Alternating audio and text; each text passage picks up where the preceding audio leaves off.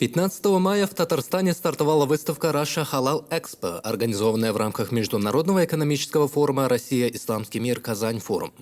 Мероприятие собрало участников из различных регионов России и зарубежных участников. Особое внимание присутствующих привлекает стенд Туркменистана, ведь здесь представлена различная продукция, производимая в Туркменистане, медицинская, пищевая, текстильная промышленность, а также Туркменистан показал большую экспозицию ковров и народных инструментов.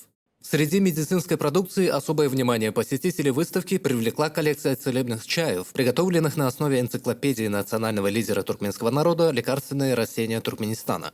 Туркменские компании, государственные корпорации, крупнейшие банки и финансовые институты также представили свою продукцию на павильоне, что создало возможность для демонстрации технологических достижений Туркменистана и новую платформу для обсуждения инвестиционных возможностей и развития международных бизнес-связей. Казань-форум 2024 продлится до 19 мая, предоставляя участникам и посетителям еще несколько дней для обмена опытом, заключения сделок и установления новых деловых связей в различных сферах.